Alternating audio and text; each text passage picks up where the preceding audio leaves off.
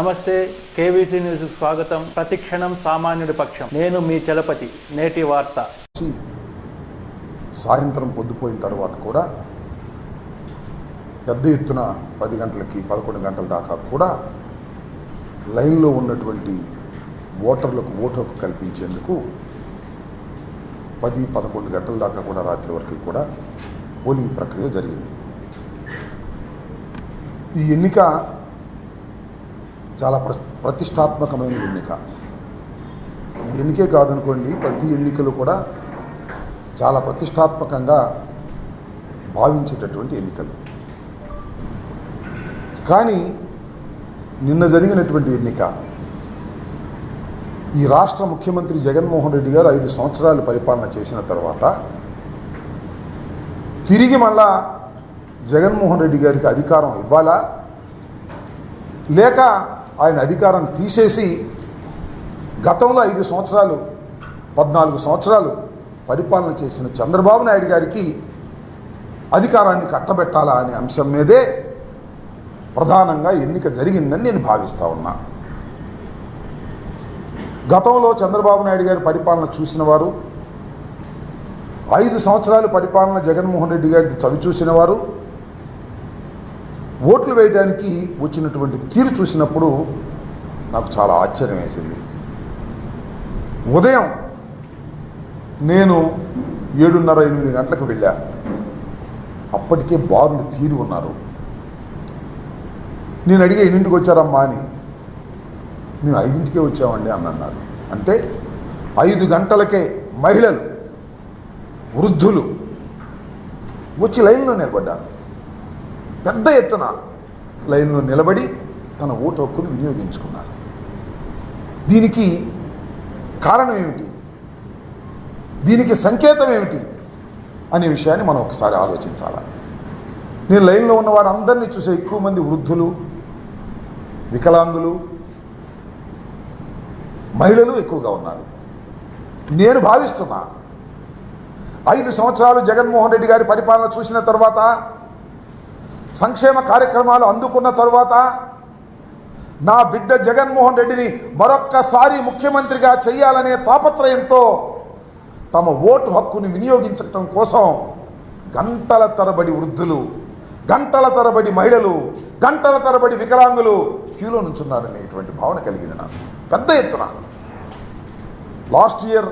Last ఎన్నికల్లో జరిగినటువంటి percentage సుమారుగా 79-80% ఉంది. ఈసారి కూడా ఆ మాత్రానికి తగ్గకోకుండా కాస్తో కోస్తో ఎక్కువయ్యే పరిస్థితులే కనిపిస్తున్నాయి. అంటే వివరాలు ఇంకా రాలేదు కాబట్టి, ఎందుకంటే రాత్రి 10-11 కూడా కొన్ని చోట్ల పోలింగ్ జరిగింది కాబట్టి ఇంకా కరెక్ట్ ఫిగర్స్ ఇంకా రాలేదు కాబట్టి నేను ఊహాతీతంగా చెప్తున్నా. పోయినసారి కన్నా ఏదన్నా 1% పెరగొచ్చు, 1% తగ్గొచ్చు తప్ప పోయినసారి లాగానే అంత పెద్ద ఎత్తున ఓటర్లు తమ హక్కుని వినియోగించుకున్నారు. ఇది చాలామంది అనుకోవచ్చు. పూర్వం మాకు కూడా, నేను కాంగ్రెస్ పార్టీలో ఉన్నప్పుడు చాలాసార్లు పోటీ చేసినప్పుడు ప్రభుత్వ వ్యతిరేకత ఉంటే ఎక్కువ పర్సంటేజ్ ఓటు అవుతుంది అనేటువంటి భావన ఉన్నది. ఇవాళ నేను మనవి చేస్తున్నా, పోయినసారి కన్నా ఎక్కువ అయితే అది పాజిటివ్ ఓటు. పాజిటివ్గా జగన్మోహన్ రెడ్డి గారిని తిరిగి మళ్ళీ అధికారంలోకి తీసుకురావాలి, మా సంక్షేమ కార్యక్రమాలను అమలు చేసుకోవాలి, సుఖవంతంగా బతకాలి అనేటువంటి భావనతో బడుగు బలహీన వర్గాలు, మైనారిటీసు, ఎస్సీలు, బీసీలు, సంక్షేమాన్ని అందుకున్నటువంటి అనేక మంది ఓటర్లు వచ్చి తమ బాధ్యతను నిర్వహించుకొని మళ్ళా తిరిగి జగన్మోహన్ రెడ్డి గారిని ముఖ్యమంత్రిగా చూడాలనేటువంటి తాపత్రయం వారి ముఖాల్లో నిన్నే కాదు కనిపించింది. నేను క్యూలో నుంచినప్పుడు కనిపించడమే కాదు, ప్రచారానికి వెళ్ళినప్పుడు కూడా కనిపించింది. నేను చూసా, 89లో మొదటిసారి పోటీ చేశా. ఆ తర్వాత 2 సార్లు మినహా ఇది 6వసారి పోటీ చేస్తున్నా. అన్ని ఎన్నికలు చాలా సన్నిహితంగా చూసా. పోటీ చేయని ఎన్నికలు కూడా మొదటిసారి, ఈసారి మాత్రమే ప్రతి గ్రామంలోనూ మహిళలు జెండాలు పట్టుకొని, కొన్ని గ్రామాల్లో అయితే ఆశ్చర్యం, పురుషుల కన్నా మహిళలే నా ప్రచారంలో పాల్గొన్నారు. వ్యాన్ వెళ్తుంటే నా వ్యాన్ ముందు మహిళలు వైఎస్ఆర్ కాంగ్రెస్ పార్టీ జెండాలు పట్టుకొని జై జగన్ అంటూ నినదిస్తూ ఉరుకులు వేశారు, పరుగులు తీశారు. అందరూ మహిళలు. ఇదంతా మహిళల్లో ఉన్న సంకేతం. నేను ఒకటే మనవి చేస్తున్నా, మహిళలు పెద్ద ఎత్తున 70% ఆఫ్ మహిళలు ఏ కులమైనా ఏ మతమైనా జగన్మోహన్ రెడ్డి గారికి ఓటు వేశారని నేను విశ్వసిస్తున్నా. ఎందుకో తెలుసా? జగన్మోహన్ రెడ్డి గారు మహిళలకు సాధికారత కల్పించాడు. అమ్మఒడి మహిళలకు ఇచ్చాడు, డోక్రా మహిళల రుణమాఫీ మహిళలకు ఇచ్చాడు, ఇళ్ల పట్ట మహిళలకు ఇచ్చాడు. ఇట్లా ఏది చేసినా మహిళల ఖాతాల్లోకి చేసినటువంటి వ్యక్తి జగన్మోహన్ రెడ్డి గారు. అంటే మహిళలు ఒక ఆర్థిక స్వావలంబన కోసం, ఒక సాధికారత సాధించడం కోసం జగన్మోహన్ రెడ్డి గారు కృషి చేశారు. వారికి ఆ విధంగా సహాయం చేశాడు. కాబట్టి మా జగన్మోహన్ రెడ్డి గారికి మేము సహాయం చేయాలి, మళ్ళీ అధికారంలోకి తీసుకురావాలి అనేటువంటి ఉద్దేశంతో మహిళలు పెద్ద ఎత్తున చరిత్రలో ఎప్పుడూ లేని విధంగా మహిళలు జెండాలు పట్టుకొని వచ్చారు, వేలు మీద ముద్ర వేయించుకున్నారు, ఓటు ఫ్యాను గుర్తుకు వేసి వెళ్ళారు అని నేను పూర్తిగా విశ్వసిస్తున్నా. అది నా మనసుకు తట్టింది ప్రతి చోటకి వెళ్ళినప్పుడని మనం చేస్తున్నాం. అంత పెద్ద ఎత్తున కానీ విని ఎరుగని రీతిలో ఒక ప్రభుత్వ పాజిటివ్ ఓటు ఇంత పెద్ద ఎత్తున ఉండటం అనేది చరిత్రలో చాలా అరుదైనటువంటి సంఘటన. 5 సంవత్సరాలు పరిపాలన చేసిన తర్వాత నాకు అది జరగలేదు, నాకు ఇది జరగలేదు అనేటువంటి ప్రభుత్వ వ్యతిరేకత ఉంటుంది. కానీ ఈ ప్రభుత్వంలో ప్రభుత్వ వ్యతిరేకతే లేదు. మొత్తం ప్రభుత్వం యొక్క సానుకూలత, మళ్ళా ఈ ప్రభుత్వాన్ని నిలబెట్టుకోవాలి, మళ్ళా జగన్మోహన్ రెడ్డి గారిని రెండవసారి ముఖ్యమంత్రిగా చేయాలి అనేటువంటి తపన తాపత్రయం మాత్రమే ఓటర్లో నాకు కనిపించిందని కూడా ఈ సందర్భంగా మనవి చేస్తున్నాను. అంత పెద్ద ఎత్తున ఓటర్లు పాల్గొన్నందుకు వారందరికీ నా హృదయపూర్వకమైనటువంటి ధన్యవాదాలు వైఎస్ఆర్ కాంగ్రెస్ పార్టీ తరఫున నేను తెలియపరుస్తున్నానని కూడా ఈ సందర్భంగా చెప్తున్నా. చాలా పెద్ద ఎత్తున పాల్గొన్నటువంటి ప్రజలు చాలా సంతోషంగా పాల్గొన్నటువంటి సందర్భాలు నాకు ఒక్కొక్కరుగా కనిపించాయి. మరొక విషయాన్ని కూడా చెప్తే చాలామంది మేము గెలుస్తామని తెలుగుదేశం వాళ్ళు ఏదో సాధిస్తామని కొన్ని ఎల్లో పత్రికలు, ఆ ఏబిఎన్, ఆంధ్రజ్యోతి, లేకపోతే ఈనాడు, లేకపోతే TV5, లేకపోతే తెలుగుదేశం చంద్రబాబు నాయుడు గారు, పవన్ కళ్యాణ్ గారు ఎంతమంది వచ్చినా నేను ఇవాళ చెప్తున్నాను, 4వ తారీఖు 12 గంటలకు చూడండి, అత్యధిక మెజారిటీతో జగన్మోహన్ రెడ్డి గారు ముఖ్యమంత్రి కాబోతున్నారు. దీన్ని మీరు విశ్వసించండి కూడా ఈ సందర్భంగా నేను మనవి చేస్తున్నా. అదేవిధంగా సత్తెనపల్లిలో కూడా నాకు ప్రగాఢమైన విశ్వాసం ఉంది. టౌన్లో కానీ వివిధ మండలాల్లో కానీ చాలా పెద్ద ఎత్తున ఓటర్లు పాల్గొన్నారు పాజిటివ్గా. మళ్ళీ తిరిగి ఒక మంత్రిగా పనిచేసిన నాకు పెద్ద మెజారిటీతో గెలిపిస్తారనే విశ్వాసం కూడా ఉందని కూడా ఈ సందర్భంగా నేను మనవి చేస్తున్నాను. పోతే ఇక్కడ కొన్ని అంశాలను, కొన్ని బాధాకరమైనటువంటి అంశాలను ప్రస్తావన చేయవలసినటువంటి అవసరం ఉన్నది. అదేమిటంటే చాలా పెద్ద ఎత్తున హింస ప్రజ్వరిల్లింది. ముఖ్యంగా సత్తెనపల్లి నియోజకవర్గంలో, నర్సరావుపేట నియోజకవర్గంలో పలనాడు మొత్తం కనీ విని ఎరుగని రీతిలో ఏ రోజున కూడా ఏ ఎన్నికల్లో కూడా జరగనటువంటి విధంగా హింస జరిగింది, ఇంకా జరుగుతూ ఉంది. ఇంకా కొన్ని గ్రామాల నుంచి ఫోన్లు వస్తున్నాయి, మా మీద దాడులు చేస్తున్నారు అని. ఎస్సీల మీద, ఎస్టీల మీద, బీసీల మీద, మైనారిటీల మీద దాడులు చేసే పరిస్థితి కనిపిస్తూ ఉన్నది. చాలా దురదృష్టకరమని మనం చేస్తున్నాం. నేను ఒక విషయాన్ని గమనించదలుచుకున్నా, రోజుబాయ్ ఒక్క నిమిషాన్ని గమనించదలుచుకున్నా. ఎన్నికల కమిషన్ చాలా విషయాలను ప్రస్తావన చేసింది, చాలా మార్పులు కూడా చేసింది. ముఖ్యంగా లా అండ్ ఆర్డర్ కాపాడటం అనేది ఒక ప్రధానమైనటువంటి అంశం. ఎన్నికల సమయంలో పెద్ద ఎత్తున ఎన్నికలు జరుగుతూ ఉన్నప్పుడు ఎవరి ఓటును వాళ్ళు సక్రమంగా వినియోగించుకోవడం కోసం లా అండ్ ఆర్డర్ కాపాడాలి, పోలింగ్ స్టేషన్లో కట్టుదిట్టమైన ఏర్పాట్లు చేయాలి అనేది ఎన్నికల కమిషన్ యొక్క ఉద్దేశం. అది ప్రజాస్వామ్యంలో చాలా అవసరం. ఈ సందర్భంలో కొన్ని మార్పులు చేశారు, మంచిదే. డీజీపీని మార్చారు, వండర్ఫుల్. అంటే డీజీపీ వైఎస్ఆర్ ప్రభుత్వ అధికారులు ఉన్నప్పుడు వేశారు కాబట్టి ఏదన్నా నెపోటిజం లేదా పక్షపాతాన్ని చూపిస్తారనే ఉద్దేశంతో మార్చారు. వండర్ఫుల్. ఐజీని మార్చారు ఇక్కడ, వండర్ఫుల్. ఎస్పీని మార్చారు ఇక్కడ, వండర్ఫుల్. చాలా చోట్ల ఐఏఎస్ ఆఫీసర్ని, ఐపీఎస్ ఆఫీసర్ని మార్చారు. ఎందుకు మార్చారు? ఒక నిష్పక్షపాతమైన ఎన్నిక జరగాలి అనేటువంటి ఉద్దేశంతో మార్చారు. చాలా సదుద్దేశంతో మార్చారు, మంచిదే. నేను అడుగుతా ఉన్నాయి వాళ్ళ, ఇంతమందిని మార్చారే, ఇన్ని మార్పులు చేశారే, నిష్పక్షపాతంగా జరిగిందా? లా అండ్ ఆర్డర్ కాపాడబడిందా? ఎంత బాధతో చెప్తున్నానంటే బోత్ సైడ్స్. వాళ్ళ తెలుగుదేశం వాళ్ళు తన్నులు తిన్నారు కొన్ని చోట్ల, వైసీపీ వాళ్ళు తలకాయలు పగిలాయి. వైసీపీ వాళ్ళు ఫోన్లు చేసి, అయ్యా మా ఊర్లో కొడుతున్నారు, మా పోలింగ్ బూత్ను ఆక్రమించుకున్నారు, దౌర్జన్యం చేస్తున్నారు, పోలీసులు పంపండి అంటే, ఒక ప్రజాప్రతినిధిగా ఉన్నా నేను, ఒక మంత్రిగా ఇంకా ఉన్నా నేను, ఒక క్యాండిడేట్గా ఉన్నా నేను, పోలీసులకు ఫోన్ చేస్తే గంటల తరబడి పోలీసులు రీచ్ కానటువంటి పరిస్థితి. మ్యాన్ పవర్ లేదా? ఎందుకు రీచ్ కాలేదు? తలకాయలు పగిలిపోయి వాళ్ళు కొట్టుకొని అలిసిపోయిన తర్వాత పోలీసు వారు వెళ్ళారు, సినిమాల్లో వెళ్ళినట్టుగా. ఏమిటి దుర్మార్గం ఉంటున్నాను. ఆఫ్టర్ ఫెయిల్ ఆఫ్ పోలీస్, నేను రాష్ట్రంలో ఫెయిల్ అయ్యారు, మరి ముఖ్యంగా పలనాడు ప్రాంతంలో ఆఫ్టర్ ఫెయిల్యూర్ పోలీసు యంత్రాంగం అంతా కూడా లా అండ్ ఆర్డర్ కాపాడటంలో పూర్తిగా విఫలమయ్యారు. ఇది నిస్సందేహం. పూర్తిగా ఫెయిల్ అయ్యారు.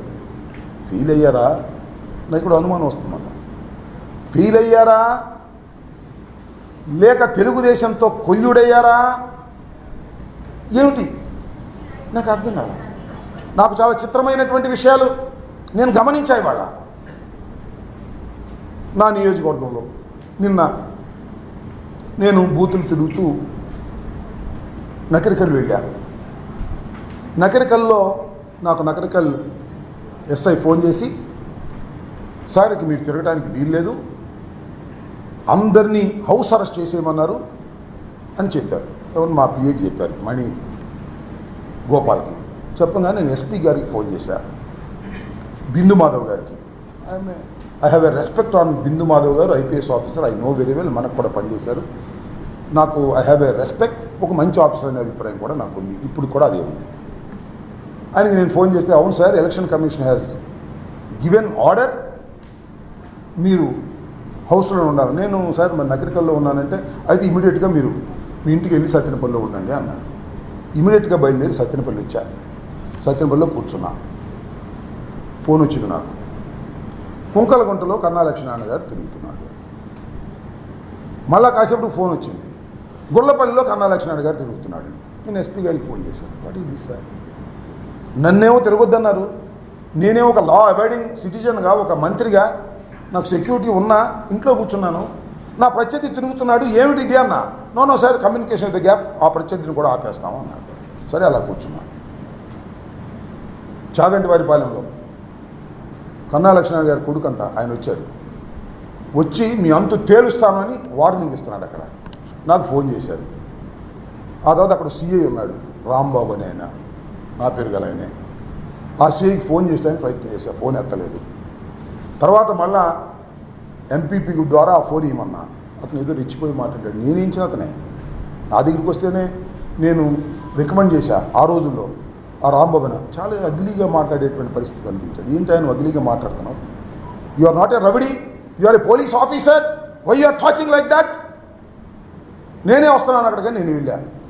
ఎందుకంటే నేను వెళ్ళకూడదనుకున్నాను, ఇక్కడే ఎస్పీ గారు చెప్పాడు కాబట్టి ఉండాలనుకున్నాను. అవతల కన్నా లక్ష్మీనారాయణ తిరుగుతున్నాడు, కన్నా లక్ష్మీనారాయణ కొడుకు నాగరాజు తిరుగుతున్నాడు. నేను వెళ్ళకపోతే నా క్యాడర్ ఒప్పుకోరని నేను అక్కడికి వెళ్తే అక్కడి నుంచి బయటకు వచ్చాడు. పెద్ద పోలీసు ఇది ఉంటారు కదా, ఈ మధ్య స్పెషల్గా వచ్చారు ఆర్మీ, వాళ్ళని తీసుకుని అక్కడికి వెళ్ళాడు. వెళ్ళి అక్కడ వాళ్ళందరినీ కొట్టించాలనే ప్రయత్నం చేశాడు. ఈ రాంబాబు అనే వ్యక్తి సిఐఎఫ్ రూరల్ నా టైంలోనే ఇక్కడికి వచ్చాడు. ఒక ఆఫీసర్తో అంటే ఇతను వాళ్ళతో కొల్లుడు అయిపోయాడంటే, మీ టైంలోనే కదండి వచ్చింది అన్నాడు. నిజమే, నా టైంలోనే వచ్చాడు. నేను ఎవరికి, మీ అందరికీ తెలుసు, నా నియోజక ప్రజలందరికీ తెలుసు. పోలీస్ ఆఫీసర్లు ఎవరన్నా రికమెండ్ చేస్తే నేను డబ్బులు తీసుకునే మనిషిని కాదు. ఈ రాంబాబు అనే వ్యక్తి నా టైంలో వచ్చి వాడు అమ్ముడిపోయాడు. నా ఆరోపణ. నాగరాజు దగ్గరికి వెళ్ళి డబ్బులు తెచ్చుకున్నాడు, నన్ను కూడా ఎక్స్పెక్ట్ చేశారు. క్యాండిడేట్ నన్ను చాలామంది అడిగారు, ఏమంటే పోలీసులకి ఏదో డబ్బులు ఇవ్వాలంటని. No, I a minister. నా రికమెండేషన్తో వచ్చినటువంటి పోలీసు ఆఫీసర్లను కొనేటటువంటి దుస్థితి నాకు పట్టదు, నేను చేయను అలా అని చెప్పా. ఆ పోలీస్ ఆఫీసర్ 5 లక్షలు 6 లక్షలు తీసుకుని కొల్యూడైపోయి వారికి సపోర్ట్ చేసే పరిస్థితి వచ్చిందంటే ఏం చేయాలి ప్రజాస్వామ్యంలో?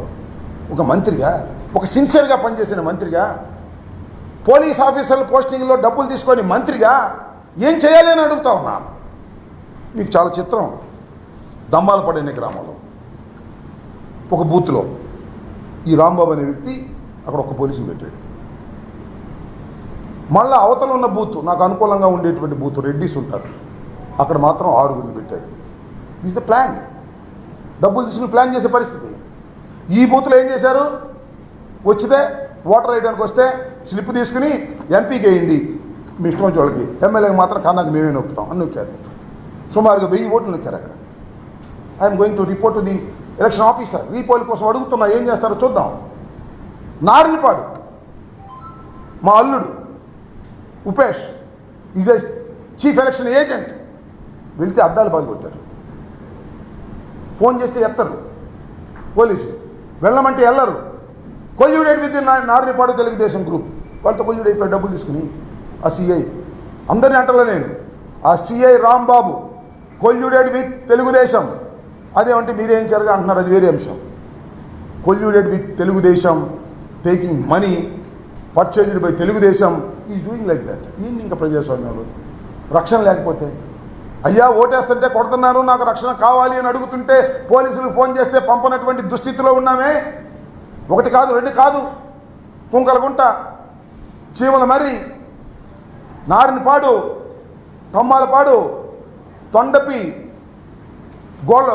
మన గుళ్ళపల్లి, మాదల, ఇవాళ కూడా మాదల్లో జరిగే పరిస్థితి కనిపిస్తూ ఉంది. What is this? మీరు మార్చారు పోలీస్ ఆఫీసర్ని, ఎలక్షన్ కమిషన్ సిన్సియర్గా చేసేవాళ్ళని పెట్టారు మీరు. ఏంటి జరిగిందని అడుగుతా ఉన్నా. Review it. పోలీస్ ఏం చేసిందనే దాని మీద రివ్యూ జరగాలి ఎలక్షన్ కమిషన్ అని కూడా మనం చేస్తున్న దుర్మార్గమైనటువంటి రాజకీయాలు చేశారు. ఇవాళ మేము ప్రభుత్వంలో ఉన్నామో లేదో మాకు అర్థం కానటువంటి పరిస్థితి. న్యూట్రల్ అపోజిషన్లో కూడా మాకు ఇంతకన్నా బాగా జరిగిందని కూడా మనం చేస్తున్నాం.